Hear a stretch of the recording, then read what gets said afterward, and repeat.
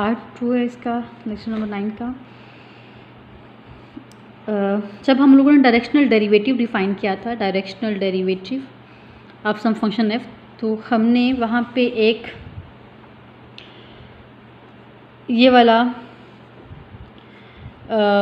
जो है symbol use किया था, उसको हमने प्रॉपर्ली डिफाइन भी किया था। इसको हमने कहा था ये हमारे पास ग्रेडियंट ऑफ एफ है, this is gradient of a function, जिसको हम लिखते कैसे थे, f x f y f z in case of 3D and f x f y vector in case of 2D। अब अगर मैं फॉर एग्जांपल इसको ऑब्जर्व करूँ तो ये क्या कर रहा है, डेल एफ क्या करता है, डेल एफ जो है एक्स वाई इनपुट्स ले रहे हैं। एक्स वाई इनपुट्स कहाँ से आते हैं, ऑफ कोर्स R2 से आते हैं, और आपको आउटपुट में क्या दे रहा है, एक 2D वेक्टर जो कि V2 से बिलोंग करते हैं। लिहाजा जो हमारा ग्रेडियंट ऑफ अ फंक्शन है वो भी एक्चुअली हमारा एक special case of vector field है। मतलब वेक्टर फील्ड एक बड़ा आइडिया है और जो हमारा ग्रेडियंट है वो इस वाले आइडिया के अंदर लाई कर रहा है। तो आप ये कह सकते हो कि आपके पास ग्रेडियंट जो है वो आपके पास एक स्पेशल टाइप का वेक्टर फील्ड है। फॉर एग्जांपल अगर मैं एक फंक्शन लूँ f of x y x square y minus y cube, और मैं आपसे कहूँगी जी इस फंक्शन का वेक्टर फील्ड फाइंड आउट करें। मैंने आपको रैंडमली एक फंक्शन दे दिया and I am asking you to find a vector field with respect to this function. So आपने सिंपली क्या करना है, इसका डेल एफ फाइंड आउट कर लेना है। डेल एफ क्या है, f x comma f y, जो भी आंसर आएगा, जो भी चीज़ आएगी, फंक्शन आएगा, वो आपको आपका वेक्टर फील्ड दे देगा इस फंक्शन के लिए। तो ये हमारे पास क्या आ रहा है, 2xy and X square minus 3y square. So ये आपका ग्रेडियंट वेक्टर फील्ड है। Gradient is a special kind of vector field. अब हमारे पास वेक्टर फील्ड की एक प्रॉपर्टी है, कंजर्वेटिव होना। कंजर्वेटिव होना, कंजर्वेटिव वेक्टर फील्ड। होपफुली आप लोगों ने फिजिक्स में ये टर्म पढ़ी होगी कई बार। कंजर्वेटिव होने का मतलब ये होता है कि एक ऐसा वेक्टर फील्ड जो स्टेबल हो, जो इररोटेशनल हो। फॉर एग्जांपल अगर मैं कहती हूँ कि मेरे पास कोई रिवर है और उस रिवर को मैं किसी वेक्टर फील्ड, मतलब मैं उसके फ्लो के साथ अगर वेक्टर्स अटैच कर दूँ तो मेरे पास ऐसा वेक्टर फील्ड बन जाता है, और मैं कहती हूँ कि ये वेक्टर फील्ड कंजर्वेटिव है। इसका मतलब क्या होगा कि ये वाटर बहुत स्मूथली मूव कर रहा है, इसमें कोई भी रोटेशन, कोई भी सर्कल्स जनरेट नहीं हो रहे हैं। तो कंजर्वेटिव होना हमारे पास वेक्टर फील्ड की एक प्रॉपर्टी है। अभी हमने एक और नोट पढ़ा था, इसमें हमने कहा था कि हमारे पास जो डेल एफ है it's a special type of vector field. तो डेल एफ हमें बड़े मज़े की इंफॉर्मेशन प्रोवाइड करता है अबाउट कंजर्वेटिव वेक्टर फील्ड। वो क्या कह रहा है, वो कहता है कि अगर मेरे पास कोई भी वेक्टर फील्ड गिवन है and I want to decide whether the given field is conservative और नॉट, तो उसका एक फिलहाल एक जो हमें पता है वो क्या है, एक्सपेक्ट कि अगर कोई ऐसा function f of x y exist कर जाए कि उसका ग्रेडियंट जो है वो इसके इक्वल आ जाए, देन वी आर क्या कहते हैं, we are sure that the given vector field is conservative vector field. ठीक है, या आप ये भी कह सकते हो कि जब भी आप किसी भी फंक्शन का ग्रेडियंट लेते हो तो आपके पास रिजल्ट में जो भी वेक्टर फील्ड आता है वो कंजर्वेटिव वेक्टर फील्ड होता है। सो एक एग्जांपल है जो कि मैंने नोट्स में की है। क्वेश्चन है find conservative vector field for the given function f of x y z y ln of x plus z। इस फंक्शन का कंजर्वेटिव वेक्टर फील्ड हम लोगों ने फाइंड आउट करना है। तो मुझे पता है कि जैसे ही मैं इसका डेल f फाइंड आउट करूँगी उससे जो भी मुझे फंक्शन मिलेगा वो मेरा कंजर्वेटिव वेक्टर फील्ड होगा। तो मैं क्या करूँगी, मैं सिंपली इसका डेल f फाइंड आउट कर लेती हूँ। डेल f क्या होता है हमारे पास, 3D में fx, fy, fc, fx क्या है, इस सारे को इंटीग्रेट डिफ्रेंशिएट करें विद रिस्पेक्ट टू x तो वो हमें क्या देगा, y divided by x plus z। fy differentiate the given expression with respect to y holding all other variables constant, and the last one is with respect to z, so y over x plus c। अब जो आपके पास ये सारा function आया है जिसको आप f of x y से रिप्रेजेंट कर रहे हो, आपके पास गारंटी है कि this is going to be conservative vector field. And gravitational field जो होता है हमारे पास वो हमारा कंजर्वेटिव वेक्टर फील्ड होता है। ग्रेविटेशनल फील्ड जो है वो कंजर्वेटिव, मतलब वो स्टेबल है, वो इरोटेशनल आपके पास होता है। ओके, आज का लास्ट टॉपिक स्टार्ट करते हैं। आज के लेक्चर में हम लोगों ने वेक्टर फील्ड को डिफ़ाइन किया, वेक्टर फील्ड को स्केच करना सीखा, वेक्टर्स को देख के फील्ड के बिहेवियर को डिसाइड करना सीखा, और उसके बाद हम लोगों ने वेक्टर फील्ड की प्रॉपर्टी, कंजर्वेटिव प्रॉपर्टी जो है उसको डिस्कस किया। अब लास्ट वन है ऑपरेशंस ऑन वेक्टर फील्ड। तो there are actually 2 operations on vector field which are going to provide us very useful information about our field. There are 2 operations on vector fields. First one is divergence and the second one is curl. और ये दोनों बहुत important operations हैं क्योंकि ये हमें हमारे field के बारे में बहुत यूज़फुल इंफॉर्मेशन प्रोवाइड कर रहे होते हैं। फर्स्ट हम डाइवर्जेंस को डिस्कस करते हैं। डाइवर्जेंस, ओके, अगर मेरे पास कोई वेक्टर फील्ड गिवन है f ऑफ एक्स वाई और मैं उस पर डाइवर्जेंस डिफ़ाइन करना चाह रही हूँ, तो मैं थोड़ा सा पहले इसको डिफ़ाइन कर देती हूँ, बाद में मैं उसकी प्रॉपर्टीज बताती हूँ।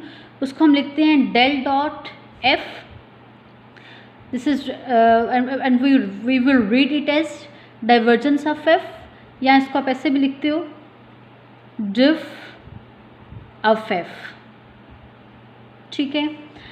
और जो हमारे पास हमारा ये डेल ऑपरेटर है इसको हम ऐसे लिखते हैं partial by partial X I plus partial by partial Y J plus partial by partial Z K. ये हमारे पास डेल ऑपरेटर है। तो ऑब्वियसली जब आप डेल डॉट एफ को कंबाइन करोगे तो आपके पास डेल क्या है, partial by partial X I plus partial by partial Y J plus partial by partial Z K dot F हमारे पास क्या होगा, P of x Y ji I plus Q of x Y Z J plus R of x Y Z K. 2D में होगा तो of course के वाले terms को हम लोग कैंसिल आउट कर देंगे। जब आप डॉट प्रोडक्ट लोगे तो i इंटू आई आपको 1 देता है, लेकिन i का i डॉट जे भी 0 आता है, i डॉट के भी 0 आता है, लिहाजा आपके पास एक टर्म बचती है partial p by partial x plus partial q by partial y plus partial r by partial z। तो ये आपका डेल डॉट f आ जाएगा। हम लोगों ने वेक्टर फील्ड पे ऑपरेशन डिफाइन किया। और अगर आपका 2 डायमेंशनल वेक्टर फील्ड है तो ऑफ कोर्स लास्ट वाला कंपोनेंट जो है वो हमारे पास 0 हो जाएगा। अब थोड़ा सा इसको बाय डेफिनेशन भी देख लेते हैं। डेल डॉट एफ हमें एक्चुअली क्या प्रोवाइड करता है। अगर मैं सपोज़ करती हूँ कि हमारे पास ये फ्लूइड फ्लो है, कोई रिवर, आप रिवर सपोज़ कर लें, वाटर सपोज़ कर लें, ठीक है। और मैं यहाँ पे एक पॉइंट पी लेती हूँ। अब ऑफ कोर्स इस पॉइंट पी में वाटर एंटर भी हो रहा है और इस पॉइंट पी को वाटर लीव भी कर रहा है। अगर मैं ये पूरा वेक्टर फील्ड बनेगा ऑफ कोर्स आपके पास, क्योंकि आपके पास वाटर फ्लो को भी आप फील्ड से रिप्रेजेंट करते हो, ठीक है। अब अगर मैं इस पॉइंट पे मैं अगर डेल डॉट एफ कैलकुलेट करूँ, उसमें पॉइंट पी रिप्लेस करूँ, ठीक है। अगर मैं इस पॉइंट पे डाइवर्जेंस फाइंड आउट करूँगी तो मुझे बताएगा कि इस पॉइंट पे हमारा वाटर किस रेट से चेंज हो रहा है। मतलब इस पॉइंट पी पे इनकमिंग वाटर और आउटगोइंग वाटर के दरमियान में हमारे पास क्या कंपैरिजन है। अब जब हम डेल डॉट एफ को इवेल्युएट करेंगे, वी हैव 3 पॉसिबिलिटीज़ कि या तो ये पॉजिटिव आ जाए, बिकॉज डेल डॉट एफ हमेशा आपके पास स्केलर आएगा। स्केलर पॉजिटिव हो सकता है, नेगेटिव हो सकता है या 0 हो सकता है। ऑफ कोर्स अब ये सारी चीज़ें आपको आपके फ्लो के बारे में इन्फॉर्मेशन प्रोवाइड कर रही हैं। अगर डेल डॉट एफ 0 है उसका मतलब ये है कि इस पॉइंट में जितना पानी एंटर हो रहा है उतना ही पानी यहाँ से बाहर भी जा रहा है। Incoming is equal to outgoing, कि कोई डिस्टर्बेंस नहीं है पानी में, पानी बिल्कुल स्टेबल है, इरोटेशनल है या कंजर्वेटिव भी आप इसको कह सकते हो। तो ये आपको क्या बताता है आपके पास कि हमारे पास इरोटेशनल किस्म की सिचुएशन है, वाटर इज स्टेबल। अगर डेल डॉट एफ पॉजिटिव आ जाएगा तो वो क्या बताएगा आपको। अगर डेल डॉट एफ हमारे पास पॉजिटिव आएगा तो वो बताता है कि इस पॉइंट पे जितना फ्लूइड एंटर होता है उससे ज़्यादा फ्लूइड इससे बाहर जा रहा है। More fluid leaves than it enters. तो वो तभी पॉसिबल है जब यहाँ पे कोई सोर्स ऑफ वाटर भी होना चाहिए। मतलब ऑफकोर्स अगर देखो यहाँ से सपोज मैं करती हूँ 2 एरोज जस्ट एंटर हो रहे हैं, लेकिन 3 एरोज जो हैं वो यहाँ से बाहर जा रहे हैं, ठीक है। मतलब 3 पार्टिकल्स वाटर के बाहर जा रहे हैं यहाँ से, तो थर्ड पार्टिकल खुद तो जनरेट हो नहीं सकता। इसका मतलब है इस पॉइंट पे हमारे पास कोई और सोर्स ऑफ वाटर है जो हमें और वाटर प्रोवाइड किया जा रहा है। सो अगर del dot f is greater than 0, so this implies the living water amount is greater than the entering water amount. And the last one is del dot f is less than 0. तो इसका मतलब क्या है कि जितना पानी enter हो रहा था उससे कम पानी P से डिस्चार्ज हो रहा है। जितना पानी यहाँ एंटर हो रहा था वो उससे कम पानी बाहर, मतलब कहीं पे सिंक है, यहाँ पे पानी एब्जॉर्ब होता जा रहा है, किसी पॉइंट से पानी ज़ाया होता जा रहा है। अगर यहाँ पे सपोज़ आपके पास 4 एरोज एंटर होते हैं, लेकिन आपके पास ऑब्जर्वेशन में आता है कि जस्ट 3 एरोज को लीव कर रहे हैं, तो ऑब्वियसली 4 एरो यहाँ पे कहीं पे सिंक के थ्रू डिसअपेयर हो गया आपके पास। लिहाजा इस तरह से ये ऑपरेशन जो है वो हमारे फ्लोज के बारे में बहुत इंपॉर्टेंट इंफॉर्मेशन प्रोवाइड कर रहा होता है। अगर हम डेल डॉट एफ कैलकुलेट करें वो पॉजिटिव आए, it tells you that more flow और more fluid leaves the point P as enters, and if this is less than 0, it will tell you that it will tell you that more fluid enters at point P than it leaves. अगर वो 0 है इसका मतलब है जितना enter हो रहा है उतना ही उसको लीव कर रहा है, लिहाजा स्टेबिलिटी है आपके वाटर में, हम अब आपके फ्लो में, जो फ्लो हम कंसीडर कर रहे हैं। अब हम एक एग्जांपल अगर लेते हैं तो मेरे पास एग्जांपल है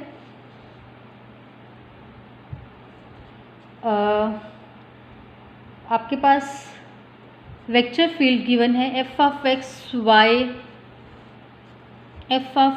comma y comma z is equal to x Y ji i hat x square y square z j hat plus x y square k hat and we have to find its divergence. We have to find its divergence at point क्या है आपके पास -1 -1 2। इस point पे आप लोगों ने इसका divergence find out करना है। तो बहुत सिंपल सी बात है, डेल डॉट एफ का मतलब क्या है, this is our p, this is our p, this is our q of x y c and this one is r. तो पी को x की रिस्पेक्ट से डिफ्रेंशिएट करें, प्लस q को y की रिस्पेक्ट से एंड प्लस r को z की रिस्पेक्ट से, और जो भी रिजल्ट आता है उसमें ये वाला पॉइंट रिप्लेस कर दें। तो partial p by partial x हमारे पास क्या आ जाएगा, y z plus partial q by partial y हमारे पास क्या आ जाएगा, मतलब इस वाली टर्म को with respect to y integrate करें, 2x square y z plus इसको with respect to z integrate करें तो z का टर्म है ही नहीं, लिहाजा ये 0 हो जाएगा आपके पास। अब रिप्लेस कर दें x को 1 से, y को -1 से, z को 2 से, तो आपके पास क्या आएगा, del dot f at specified point p, ये आपके पास आ जाएगा -2 प्लस 2 -1 2 4 -4 आ जाएगा, मेरे ख्याल में आ रहा है, आप इसको दोबारा देख लीजिएगा, -6। So this is less than 0। तो ये हमें हमारे फ्लो के बारे में क्या बता रहा है, since del f at the given specified point is less than 0, this gives you more fluid enters the point p than it leaves. वो बता रहा है कि आपका पॉइंट पी जो है वो एज आ सिंक बिहेव कर रहा है, एज आ सिंक बिहेव कर रहा है। उसके बाद आज का लास्ट टॉपिक है curl, that is the which is our second operation on vector field. Curl of a vector field, curl of vector field को पहले हम बताते हैं कि हम रिप्रेजेंट कैसे करते हैं। इसको हम रिप्रेजेंट करते हैं डेल क्रॉस एफ से, या यूँ कर्ल लिख के इस तरह सब एफ लिख देते हो, ठीक है। और मैं आपको बता चुकी हूँ कि डेल आपके पास क्या होता है, partial by partial X I plus partial by partial Y J plus partial by partial Z K H cross F के साथ मल्टीप्लाई कर दें। और कर्ल हमेशा आपका 3D होता है, कर्ल कभी भी 2D नहीं होता आपके पास, ये हमेशा 3D होता है, बिकॉज क्रॉस प्रोडक्ट जो है वो हमारे पास 3D के लिए जो है डिफाइंड होता है। एफ आपके पास क्या हो जाएगा, P I P of x Y ji I plus Q of x Y Z J plus R of x Y Z K. आपको इन दोनों का क्रॉस प्रोडक्ट फाइंड आउट करके आपको क्या करना पड़ेगा, आई जे के अप्लाई कर दें यहाँ पे, फर्स्ट कॉलम डेल की एंट्री से फिल कर दें, फर्स्ट रो डेल की एंट्री से फिल कर दें, partial by partial c, third entry जो है वो इससे रिप्रेजेंट कर दें, पी क्यू आर। इसको सिंप्लीफाई करेंगे, जो भी चीज़ आएगी आपके पास वो आपको कर्ल देता है। अब कर्ल हमें हमारे वेक्टर फील्ड के बारे में क्या इंफॉर्मेशन प्रोवाइड करता है। कर्ल आपको बताता है कि it gives you the tendency of fluid to rotate, कि आपका फ्लूइड रोटेट कर रहा है कि नहीं कर रहा। मतलब फॉर एग्जांपल हम समटाइम्स देखते भी हैं, अगर हम कोई रिवर ऑब्जर्व कर लें कि उसमें कुछ जगहों पे पानी यूँ सर्कल की फॉर्म में मूव कर रहा होता है, ठीक है, इस तरह से मूव कर रहा होता है, वो वर्ड पूल्स जो हैं वहाँ जनरेट हो रहे होते हैं। तो कर्ल क्या करता है, फॉर एग्जांपल अगर मैं इस तरह से किसी लोकेशन को वाटर को रिप्रेजेंट करती हूँ, जब मैं कर्ल फाइंड आउट करूँ तो कर्ल यहाँ पे आपके पास एक किस तरह से वेक्टर आ जाएगा, ये 3D चीज़ को रिप्रेजेंट कर रहा है। तो कर्ल बताता है कि आपका जो फ्लो है वो रोटेशनल है या इरोटेशनल है, रोटेट कर रहा है या रोटेट नहीं कर रहा। अगर रोटेट कर रहा है तो किस डायरेक्शन में रोटेट कर रहा है। जब आप del cross f find out करोगे तो आपको रिजल्ट में एक वेक्टर मिलेगा। You know that this is a vector product, आपको एक वेक्टर मिलेगा जो कि आप इस तरह से रिप्रेजेंट कर रहे होते हो। अगर डेल क्रॉस एफ जो है वो ज़ीरो आए, इसका मतलब है कि आपके पास वाटर इज इरोटेशनल और फ्लो इज इरोटेशनल, कोई रोटेशन जनरेट नहीं हो रही उसमें। And if this is positive तो इसका मतलब जो है कि काउंटर क्लॉकवाइज फ्लूइड जो है वो फ्लो रोटेट कर रहा है। और अगर डेल क्रॉस एफ जो है वो लेस देन ज़ीरो हो जाए तो उसका मतलब है कि वो क्लॉकवाइज जो है वो फ्लो कर रहा है। ठीक है, अब एक एग्जांपल करते हैं इससे related. Find curl for the vector field f of x Y z y hat x is positive. आपने क्या करना है, डेल क्रॉस एफ लगाना है, ये सारी डेफिनेशन वहाँ पे अप्लाई करनी है।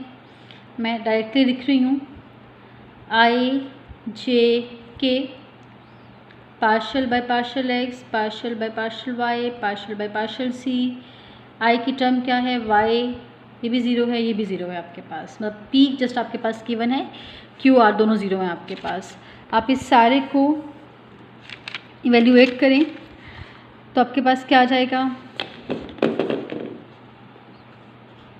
आई zero minus J head minus partial by partial Y into Y